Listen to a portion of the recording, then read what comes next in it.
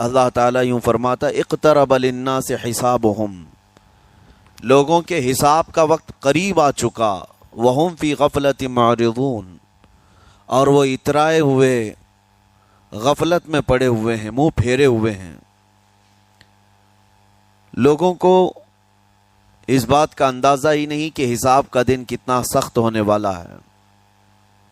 میرے عزیزو، جب نبی پاک صلی اللہ تعالی علیہ وسلم نے یہ ارشاد فرمایا کہ میں اور قیامت ایسے ہیں جیسے دو انگلیاں قریب ہیں، 1400 سال پہلے رسول پاک صلی اللہ علیہ وسلم نے یہ فرمایا تھا کہ قیامت اتنی قریب ہے جتنا دو انگلیاں قریب ہیں۔ اور اب کے زمانے میں تو قیامت کے سلسلے میں جو حضور پاک صلی اللہ تعالی علیہ وسلم نے نشانیاں بتائی تھی وہ تقریباً پوری ہو گئیں، بڑی نشانیوں کو چھوڑ کر۔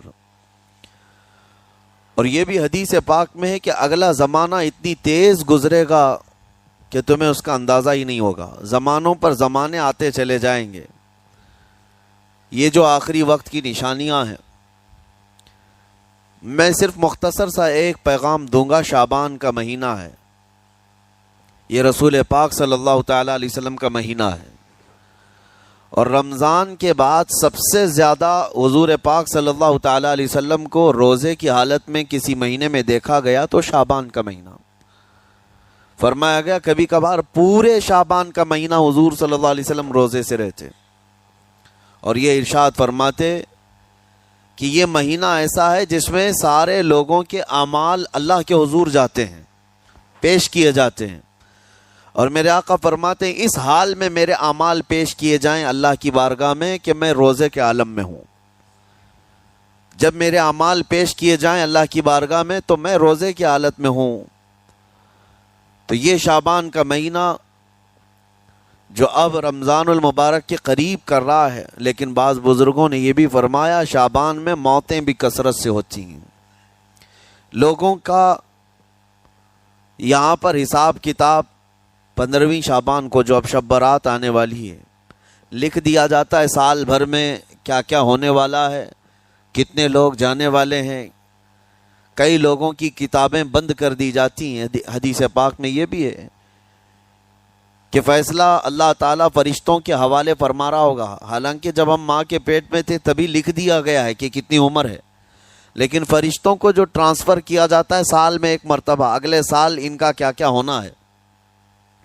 اور حدیث میں ہے کسی کے متعلق فرشتوں کو یہ کہا جا رہا ہوگا کہ فلاں 1 مہینے بعد، 2 مہینے بعد، 1.5 مہینے کے بعد اس کی فلاں وجہ سے موت آئے گی، لیکن وہ بندہ شادی کی تیاری کر رہا ہوگا، وہ بندہ جس کی موت کا آرڈر جاری ہو چکا ہے، فرشتے لے چکے ہیں، وہ اپنے کاروبار کے اور اپنے گھر بار کے بنانے میں مصروف ہوگا، اسے اندازہ تک نہیں ہوگا کہ شعبان کے اس مہینے میں اس کی موت کا پروانہ نکل چکا ہے۔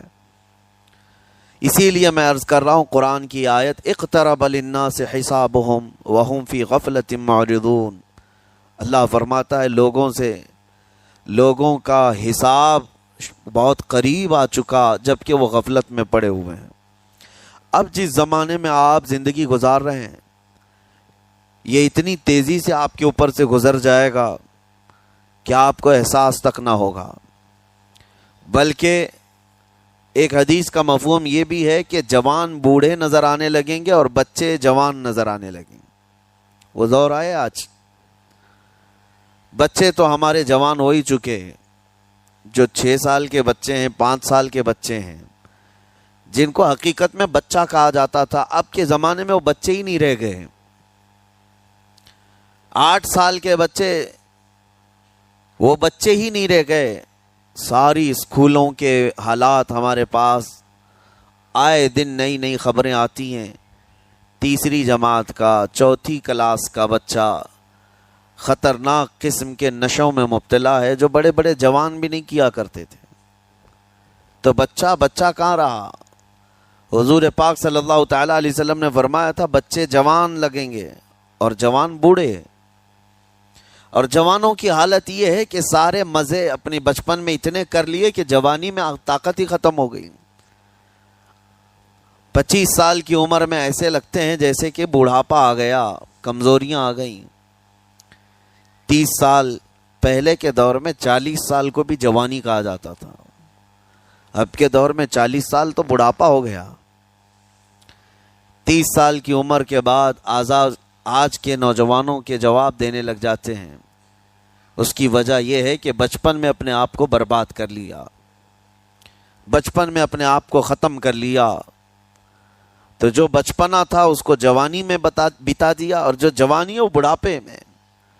اور جو بوڑھے اصل بوڑھے ہیں جن کو 60-70 سال کی عمر ملی ہوئی ہے، یہ اللہ تعالیٰ کی طرف سے ان کے لیے نعمت ہے۔ باقی قیامت کے قریب جو حالات ہیں وہ اس طرح کے ہیں۔ اور مزید میں آپ کو یہ بھی بتا دوں کہ زمانہ ترقی کرتے کرتے تمہیں ایسا سست اور کاہل بنا دے گا کہ تم کوئی کام کے لائق بھی نہیں رہ جائیں گے۔ بہت ساری چیزیں ہم سے رخصت ہو رہی ہیں، ہمیں اندازہ بھی نہیں۔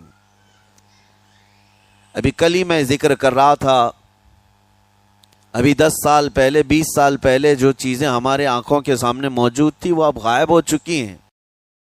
خالی وقت اسے ملے تو نشہ بھی یاد آ جائے، خالی وقت اسے ملے تو عورتوں کی طرف میلان بھی بڑھ جاتا ہے، خالی وقت اسے ملے تو اس کو دولت لٹانے اور عیاشی کرنے کی فکر بھی سوار ہونے لگتی ہے۔ اپنے آپ کو کسی چیز میں مصروف کر لے، اور سب سے بہترین مصروفیت کیا ہے؟ اللہ اور اس کے رسول کا ذکر پاک ہے۔ یہ سب سے بہترین مصروفیت ہے کہ تم نے اپنے آپ کو اس میں مصروف کر رکھا تو اللہ تعالیٰ دنیا کی تمام مصروفیتوں سے تمہیں آزاد کر دے گا، برائیوں سے آزاد کر دے گا۔ قرآن میں رب تعالیٰ فرماتا ہے وَقَالُوا حَسْبُنَا اللَّهُ وَنِعْمَ الْوَكِيلُ، جنہوں نے یہ کہا ہمارا رب ہمارے لیے کافی ہے، ہمارا اللہ ہمارے لیے کافی ہے، اور کیا ہی بہترین مددگار ہے، کیا ہی بہترین وکیل ہے جس نے یہ کہا۔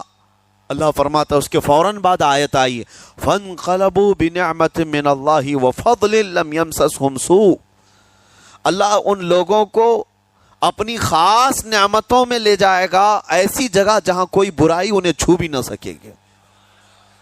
جنہوں نے اللہ کی بارگاہ میں یہ کہا حسبنا اللہ ونعم الوکیل، آگے بھی ہے دوسری آیت ہے نعم المولا ونعم النصیر، جس نے یہ کہا اللہ فرماتا ہے ان بندوں کو اللہ اپنی خاص نعمتوں میں لے جائے گا اور فضل میں لے جائے گا، ایسی جگہ لم یمسسہم سوء، جہاں انہیں کوئی برائی چھو بھی نہ سکے گی، کوئی برائی نہ آ سکے گی۔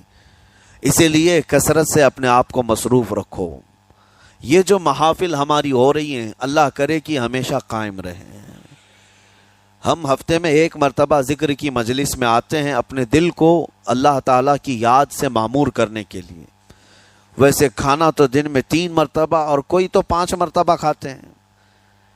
اپنے جسم کا بھرپور خیال رکھا جاتا ہے، ہماری روح کے خیال کے لیے ان مجلسوں میں آنا ضروری ہے۔ یہ مجلسوں کی پابندیاں، اور اگر آپ اس کو ہی یہ سمجھ کر نہ چلیں کہ ہم نے ایک بار ہفتے میں ذکر کر لیا تو اب کافی ہے۔ ہماری گاڑی بھی جو ہے پیٹرول بار بار مانگتی ہے، اس کو جس طرح سے چلاتے ہیں اس طرح سے اس کی خواہش بھی ہے۔ روزانہ گاڑی کو اگر کہیں کھڑی کر رکھیں تو زیادہ پیٹرول نہیں لگے گا، لیکن چلتی رہے تو بار بار پیٹرول کی ضرورت ہے۔ ہم میں سے ابھی کوئی ایسا نہیں ہے جو بستر پر پڑا ہوا ہے، ہر کوئی چل رہا ہے، پھر رہا ہے، دنیا میں مصروف ہے۔ تم اپنے کھانے پانے بھی کر رہے ہو، لوگوں سے ملاقات بھی کر رہے ہو، اس کا مطلب ہے تمہاری گاڑی چل رہی ہے اور اس کو پیٹرول بار بار چاہیے۔ اور یہی جو ایندھن ہے، یہ پیٹرول ہے، اس کا کام یہ اللہ تعالیٰ کا ذکر کرتا ہے۔ تمہارے جسم کو بیلنس رکھنے کے لیے، تمہاری فکروں کو بیلنس رکھنے کے لیے، تمہارے دماغ کو صحیح سلامت ایک نہج پر رکھنے کے لیے یہ ذکر کی محافل قوت دیتی ہیں۔ اگر اس ہفتے میں آپ نے ذکر کیا نہیں ہوا تو آپ اپنے ہی گھر پر سونے سے قبل بستر پر بیٹھ کر کیوں اللہ کا ذکر نہیں کر لیتے؟ 5 منٹ 10 منٹ اس مولا کو پکار کر کے سونے میں کیا حرج ہے؟ لوگ موبائل دیکھتے، گانے سنتے، فلمیں دیکھتے ہوئے سو جاتے ہیں، لیکن اللہ رب العزت کو یاد کر کے سونے والا، میرے عزیزو، قرآن میں مولا فرماتا ہے فَاذْكُرُونِي اذکرکم، اس کا وعدہ ہے تم مجھے یاد کرو میں تمہیں یاد کروں گا۔ اور اس کی تفسیر میں اللہ تعالیٰ کے اس قول میں، اس فرمان کی تفسیر میں بزرگوں نے فرمایا اللہ کیسے یاد کرتا ہے بندے کو، اللہ بندے کو کیسے یاد کرتا ہے؟ جب تم اس کی یاد میں مصروف رہے، اپنے آپ کو بزی کر رکھا، اللہ تمہیں کیسی جگہ یاد کرتا ہے؟ فرماتے ہیں مفسرین کہ بندہ تو لوگوں میں اللہ کو یاد کیا، اور اللہ بندے کو فرشتوں میں یاد کرتا ہے۔ فرشتوں کے درمیان تمہارا ذکر ہونے لگتا ہے کہ فلاں کا بیٹا فلاں آج میرا ذکر کر رہا تھا۔ آج محفل ذکر سے جتنے نکلیں گے اللہ کریم ہمارا ذکر فرشتوں میں ضرور فرمائے گا، فرشتوں میں ضرور ذکر ہوگا کہ فلاں بندہ آج ذکر میں مشغول تھا۔ اور پھر یہ بھی فرمایا بزرگوں نے، مفسرین نے، کہ اللہ تعالیٰ وہاں یاد کرتا ہے جہاں فرشتے ہوں، فرشتوں کی محفل میں تمہارا ذکر۔ اور اس کے علاوہ یہ بھی فرمایا گیا کہ تم دنیا میں زندگی میں اسے یاد کرتے تھے، اور وہ تمہیں مرنے کے بعد قبر میں یاد کرے گا۔ جب دنیا تمہیں چھوڑ دیتی ہے تب اللہ تعالیٰ تمہیں یاد فرماتا ہے۔ فَاذْكُرُونِي أَذْكُرْكُمْ کا مطلب یہ ہے وہ تمہیں یاد فرمائے گا، لیکن اس کے لیے کثرت سے تم اللہ کو یاد کرو، اللہ کو یاد کرو۔ تو بہرحال میرے عزیزو، قیامت کی نشانیاں جو ہم نے آج مختصر آپ کے سامنے رکھی، وہ بہت تیزی سے تمہارے سروں پر آ رہی ہیں، اور تمہارے ہاتھوں سے بہت سارے کام اب چھن جائیں گے۔ ابھی آپ ترقیات میں خوشی سے بات کرتے ہوئے بیٹھتے ہیں نا، ڈسکس کرتے رہتے ہیں کہ سنا ہے ایسی کار آ رہی ہے کہ وہ اب بغیر ڈرائیور کے چلے گی، روبوٹ سے چلے گی۔ اس کو تو ہم خوشیوں میں ڈسکس کرتے ہیں کہ اچھا ایسا ہونے والا ہے۔ پہلے ایسا تھا کہ موبائل آپ بٹن کے دباتے تھے، کسی نے اگر خبر کر دیا کہ نہیں بعد میں صرف ٹچ کرنے سے آتا ہے تو آپ کہتے اچھا ایسا بھی آنے والا ہے۔ لیکن آپ کوئی کہے تو آپ کو کوئی تعجب نہیں، ٹچ اسکرین، کوئی تعجب کی بات نہیں، بنا ڈرائیور کے گاڑیاں آ جائیں گی۔ اس طرح ہوتے ہوتے نظام زندگی اس قدر بدل جائے گا، اس قدر بدل جائے گا۔ آج میری یہ بات نوٹ کر کے رکھ لیں، زندگی باقی رہی تو 10 سال بعد انشاءاللہ ہم ملاقات کریں گے، اگر اللہ نے زندگی باقی رکھی، اور اس کے بعد پھر ہماری یہ باتیں میچ کر کے دیکھیں کہ کیا کیا ہوا ہے اور کیا کیا دنیا بدل چکی۔ اسی لیے میں کوئی بھوشمانی نہیں کر رہا ہوں، اور نہ ہی کوئی جوتش بابا ہوں طوطا لے کر جو بیٹھتا ہے، یا تمہارے ہاتھوں کی لکیریں دیکھ کر کے کوئی فیوچر بولنے والا نہیں۔ مصطفیٰ کریم صلی اللہ تعالیٰ علیہ وسلم کی احادیث سے جو قیامت کے قریب ہونے والے رونما ہونے والے واقعات ہیں، میں ترجمانی کر رہا ہوں حضور کی حدیثوں کی، اس لیے کہ ہمیں پتہ ہے دنیا کے سارے سائنسدان جھوٹ بول سکتے ہیں، مدینے والے کی بات جھوٹ نہیں۔ میرے آقا صلی اللہ تعالیٰ علیہ وسلم کا فرمان جھوٹا نہیں ہو سکتا۔ اس لیے اگلا دور جو آ رہا ہے وہ بڑا سخت ترین ہے۔ اب آپ دیکھیں، محنت سے عاجز، ہر چیز سے محنت سے تمہیں نکال لینا ہے۔ میں نے تو لکھنے پڑھنے کی ایک مثال دی کہ تمہارے ہاتھوں سے قلم چلا جائے گا، تمہارے پاس سے کتابیں جو پرنٹ ہوتی تھی یہ بھی چلی جائیں گی، بس تم موبائل میں آڈیو کتابیں سنتے رہو۔ اور دور تو ایسا ہوگا کہ کچھ لکھنا بھی ہے، وہ بھی ابھی آ ہی چکا ہے، وائس کمانڈ جو ہوتا ہے اس کو بولو وہ لکھ کر کے دے دے گا۔ تم اس میں موبائل میں جو بولو گے وہ ٹائپ بھی ہو جائے گا۔ تو جب آپ کے بولنے سے سب لکھ بھی جاتا ہے تو قلم اٹھانے کی ضرورت کیا ہے؟ قلم چھوٹ گیا تمہارے ہاتھ سے، یہ سب چیزیں چھوٹ جائیں گی۔ آگے اب دور کے متعلق پیشین گوئیاں بعض سائنسدانوں نے یہ بھی کی ہیں کہ بچے پیدا کرنے کے لیے شادی ہونا بھی ضروری نہیں۔ یہ دنیا کا پلان ہے، یہ میں فطرت خداوندی کو نہیں بتا رہا، اللہ کے قانون کے خلاف ہے، لیکن دنیا یہ بھی چاہتی ہے کہ شادی کی بھی ضرورت نہیں، بچے ہم لیب میں پیدا کریں گے، لیبارٹری کے اندر ماں کی جیسے رحم دانی ہوتی ہے، بچہ دانی، آرٹیفیشیل اس کو تیار کر کے اس کے اندر کسی مرد کے نطفے کو رکھ کر اس کو وہیں پروان دیا جائے گا. نہ کسی یہ شادی کی ضرورت ہے، نہ کوئی عقد، نہ کوئی ایگریمنٹ، کچھ نہیں. جس کو بچہ چاہیے وہ لیب سے خرید لے. ہر طرح کی چیزوں سے تمہیں آری کر دیا جائے. ابھی تو بہت سارے لوگ سوال بھی کرتے ہیں ہم سے ٹیسٹ ٹیوب بیبی کے متعلق. جس کو بچے نہیں ہو رہے ہیں، کیا وہ اس طرح سے ٹیسٹ ٹیوب بیبی سے، جو آج ایک طریقہ کار ہے، بچے پیدا کر سکتے ہیں یا نہیں؟ اس کے کئی طریقے ہیں سائنس میں کہ اسی مرد کا نطفہ اسی کی عورت میں رکھ کر کے اس کو پروان دیا جائے، اور بعض دوسرے طریقے کہ کسی دوسرے کا لا کر اس کی عورت میں رکھ دیا جائے. یہ تو سراسر حرام ہے، زنا ہے. لیکن ائمہ اکرام، فقہاء اکرام نے حلال رشتے کے اندر ہی مرد اور عورت جو شادی شدہ ہیں ان کو بھی اس طریقے سے بچہ حاصل کرنے کی اجازت نہیں تھی. وہ ناجائز ہے، ناجائز ہے. بچے دینا یہ اللہ کی شان ہے. حضرت ابو ہریرہ رضی اللہ تعالیٰ عنہ حضور صلی اللہ علیہ وسلم کی بارگاہ میں حاضر ہوئے، عرض کرتے ہیں عرب والے لوگ عزل کرتے ہیں یا رسول اللہ، یعنی بچے نہ ہونا نہیں چاہیے کسی کو، تو پریکاشن لیتے تھے وہ لوگ. اس کا طریقہ کار ان کا الگ تھا عربوں کا. وہ انزال نہیں کرتے، اس سے پہلے جدا ہوتے. حضرت ابو ہریرہ رضی اللہ تعالیٰ عنہ نے حضور کی بارگاہ میں پوچھا کہ ایسا کیا کرنا کیسا ہے؟ نبی پاک صلی اللہ تعالیٰ علیہ وسلم نے ارشاد فرمایا اگر رب تبارک و تعالیٰ چاہے تو بھی بچے عطا کرے گا. کوئی عزل کر لے، الگ ہو جائے، اگر مولا کو دینا ہو تو اس حال میں بھی اللہ تعالیٰ بچے عطا کرے گا. جو مولا بغیر باپ کے عیسیٰ پیدا فرماتا ہو. تو بہرحال میں بات الگ نہ چلی جائے، اس لیے عرض کر رہا ہوں کہ اگلے دور میں سارے کام کاج تمہارے ہاتھوں سے نکل جائیں گے. آری کر دیا جائے گا اور تمہیں سست اور کاہل بنا دیا جائے گا. اور جب بندے کے پاس کوئی کام ہی باقی نہ رہے تو اس کا دماغ شیطانی بن جائے گا، اور شیطان اس کو ہانکتا رہے گا صبح سے شام تک، شام سے صبح تک.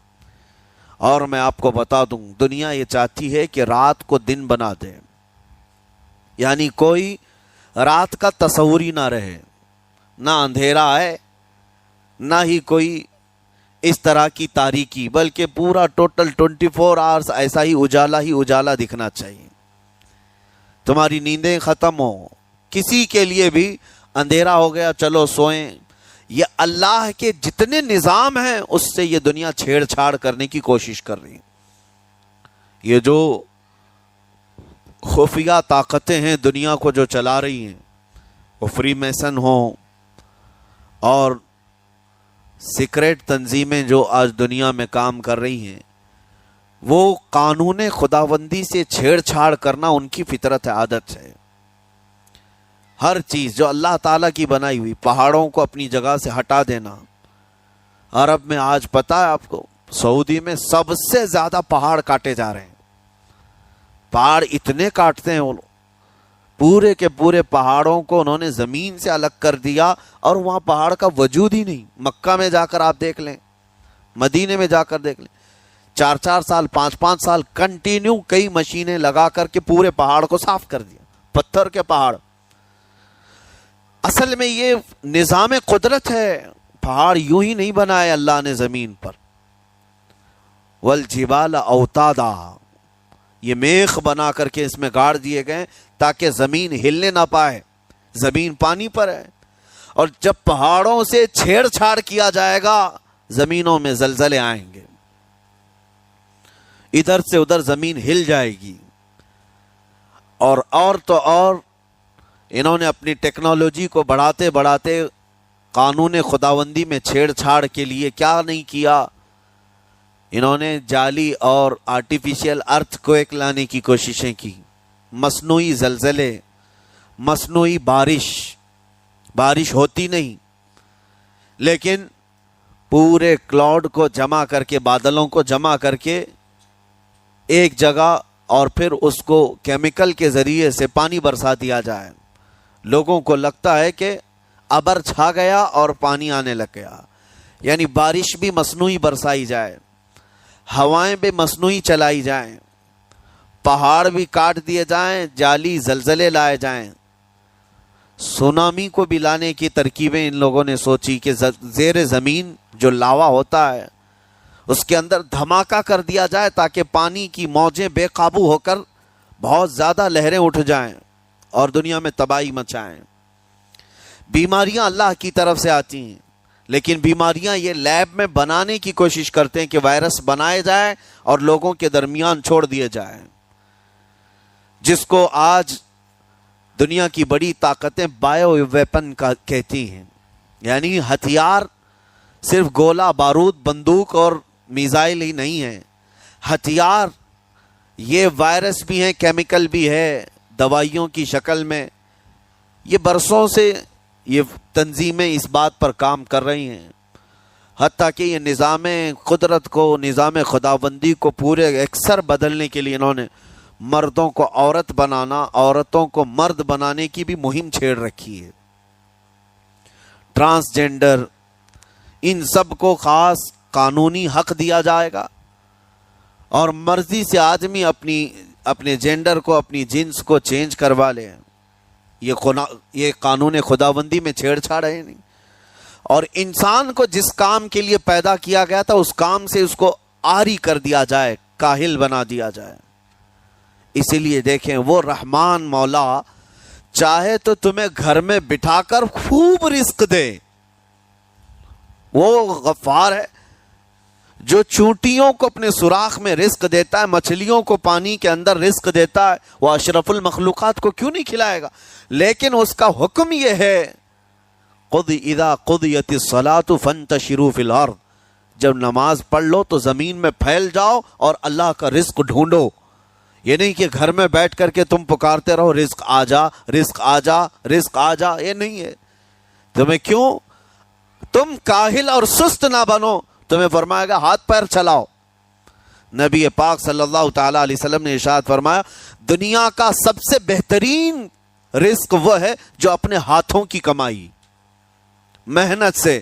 اور حضور فرماتے ہیں اللہ کے نبی داؤد علیہ السلام لوہے کا کام کرتے اور خود اپنے ہاتھوں سے لوہے کو تپا کر کے نقش بناتے، اور لوہے کی زرہ جو جنگوں میں پہنی جاتی یہ بنا کر کے بیچتے تھے، اور اس کی آمدنی سے حضرت داؤد علیہ السلام اپنا گھر چلاتے تھے۔ حضرت ادریس علیہ السلام کپڑے سلتے تھے، درزی کا کام کرتے اور اپنا گھر چلاتے۔ حضرت ابراہیم علیہ السلام گھر بنانے کا کام کرتے رہے۔ اسی لیے نبی پاک صلی اللہ تعالی علیہ وسلم نے فرمایا اللہ کے سارے نبی اپنے ہاتھوں کی کمائی کھایا کرتے تھے، کوئی گھر بیٹھ کر کے نہیں۔ جو لوگوں کو آج یہ شوق ہے کہ بس کسی کو جائیداد میں کچھ پراپرٹی ملی تو کرائے پر چڑھا دو اور کرایہ کھاتے رہو، کیوں محنت کرنا ہے؟ کوئی کام کیوں کرنا ہے؟ میں یہ نہیں کہتا کہ کرایہ مت کھاؤ، کھاؤ کرایہ، لیکن اپنے جسم کو ایسا کاہل اور سست بناؤ گے تو یہ شیطان کی آماجگاہ بن جائے گا دماغ، اور اتنے گناہ کرنے لگ جاؤ گے کہ تمہارے کنٹرول میں نہیں رہے گا۔ تم اس کو جتنا خالی اور سست چھوڑو گے، یا آلریڈی جو سائنسدانوں نے چوہوں پر ایکسپیریمنٹ کر کے جو دیکھا، اکثر ایسا ہوتا ہے کہ چوہوں پر جو تجربہ کیا جاتا ہے انسان کے فطرت سے بہت زیادہ میل کھاتا ہے چوہوں کی طبیعت۔ اسی لیے آپریشن تھیٹر میں بھی سکھانے کے لیے چوہے اور مینڈک کا استعمال ہوتا ہے۔ دوائیاں بھی جو سب سے پہلے بنتی ہیں وہ چوہوں کو کھلا کر دیکھی جاتی ہیں۔ انسان کی طبیعت زیادہ اس سے میل کھاتی ہے۔ تو جو چوہوں کو ساری سہولیات دے دی گئی تھی تو وہ آپس میں شہوت میں مبتلا ہو گئے اور ایک دوسرے کا قتل کرنے لگے۔ یہی حال انسانوں کا بھی ہوگا، جب ان کو ساری سہولیات ایک جگہ مل جائیں گی تو یہ ایک دوسرے کا قتل شروع کر دیں گے، یہ کثرت سے گناہ کرنے لگیں گے اور ایک دوسرے کا قتل کریں گے۔ اسی لیے آپ کو میں جو بات کہہ رہا تھا وہ ادھوری رہ گئی۔ وہ رب تبارک و تعالی چاہے تو گھر بیٹھا کر تمہیں کھلائے، لیکن آپ مجھے یہ بتاؤ، یہ جو مسجد میں بلاتا ہے تمہیں رب تعالی 5 وقت، فجر میں، ظہر میں، عصر میں، مغرب میں، عشاء میں، اور ہر ایک میں تمہیں اپنی پیشانی زمین پر رکھنی ہے، ہاں ایک مخصوص طریقہ ہے۔ کیوں؟ اللہ کریم کیا تمہارے ان اعمال کا محتاج ہے؟ محتاج ہے رب تعالی کہ تم جتنے سجدے کرو گے اس کا پاور بڑھے گا، اس کی طاقت بڑھے گی، تمہاری عبادتوں سے اس کے خزانے بڑھیں گے؟ کچھ نہیں ہونا ہے، وہ بے نیاز ہے، اللہ الصمد، وہ بے نیاز ہے۔ لیکن تمہیں یہ جو پریکٹس کرائی جاتی ہے وہ اسی لیے کہ تم سست اور کاہل نہ بنو۔ کسی گاڑی کو زیادہ دن گیریج میں رکھ دیا جائے، چاہے وہ نئی کیوں نہ ہو، زنگ لگ جاتا ہے اور اس کے بعد پھر اس کے اندر خرابیاں شروع ہو جاتی ہیں۔ انسان اپنے آپ کو اسی طرح کاہل رکھ دے، سست رکھ دے، تو پھر اس کے اندر بھی عجب عجب قسم کی بیماریاں، وہ گناہوں کی بیماریاں بھی شروع ہوتی ہیں اور جسمانی بیماریاں بھی شروع ہوتی ہیں۔ اسی لیے تمہیں 5 وقت یہ پریکٹس بھی کرائی جاتی ہے کہ نمازیں پڑھتے رہو، اپنے آپ کو بزی رکھو، تم بار بار پیشانی زمین پر جھکاؤ اور اٹھاؤ، جھکاؤ اٹھاؤ۔ یہ پریکٹس اسی لیے کرائی جاتی ہے کہ تمہارا جسم سست اور کاہل نہ رہے۔ اللہ کریم بندوں کے تمام مصالح اور ان تمام حاجتوں کو بہتر جانتا ہے کہ بندہ کس میں بہتر ترقی کر سکتا ہے۔ اسی لیے میرے عزیزو، اپنے آپ کو خالی مت چھوڑو، اپنے آپ کو خالی مت چھوڑو۔ اور وقت ہمارے پاس اتنا کم ہے کہ حساب دینے کے وقت ہمیں سب کو پتہ چل جائے گا قیامت کے دن۔ یہ بھی روایت میں ملتا ہے کہ بندہ یہ یاد کرے گا کہ میرے پاس اتنا وقت تھا، کاش میں کچھ نہ کرتا، تسبیح لے کر بیٹھا ہوتا، کاش میں کچھ نہ کرتا، دعائیں کر رہا ہوتا، تو اللہ تبارک و تعالیٰ اس کا بدلہ مجھے قیامت میں عطا کرتا۔ لیکن جنہوں نے اپنے اوقات کو یہاں پر خالی گنوا دیے، فضول میں برباد کیے، وہ بہت پچھتاوے میں ہوں گے، بہت پچھتاوے میں ہوں گے۔ جتنا وقت اپنے پاس باقی ہے اس کو مصروف کر دو، اس کو مصروف کر دو۔ اللہ کریم ہم سب کو گزرے ہوئے تمام برائیوں کے کفارہ ادا کرنے کی توفیق عطا فرمائے۔